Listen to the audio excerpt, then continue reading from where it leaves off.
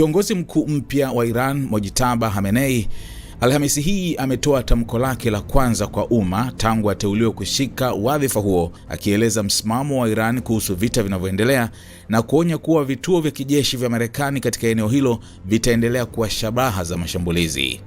Katika hotuba iliyorekodiwa, Khamenei alisema vituo vyote vya kijeshi vya Marekani katika eneo la Mashariki ya Kati vinapaswa kufungwa mara moja, vinginevyo vitashambuliwa.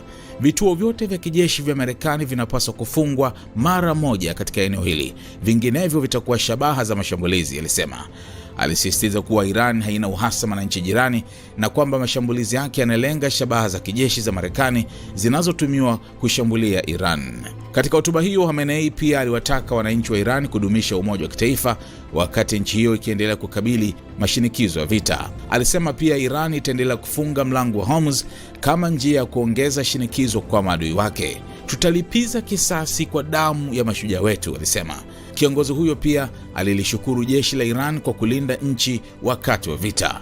Ninawashukuru wapiganaji jasiri wanaofanya kazi kubwa wakati nchi yetu iko chini ya shinikizo na mashambulizi, alisema.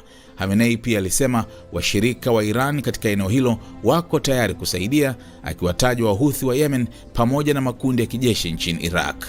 Aidha, alitangaza hatua za kuwasaidia raia walioathiriwa na vita. Alisema watu waliojeruhiwa watapatiwa matibabu bure na wale waliopata uharibifu wa mali zao watapatiwa fidia ya kifedha. Khamenei pia alisema Iran inahitaji kuimarisha mahusiano yake na nchi jirani licha ya vita vinavyoendelea.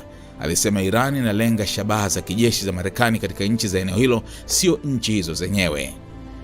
Mchambuzi wa masuala ya usalama wa kimataifa wa chuo cha King's College London, Rob Gist-Pinford, amesema hotuba hiyo inaonyesha kuwa Iran inaendelea kushikilia msimamo wake wa zamani.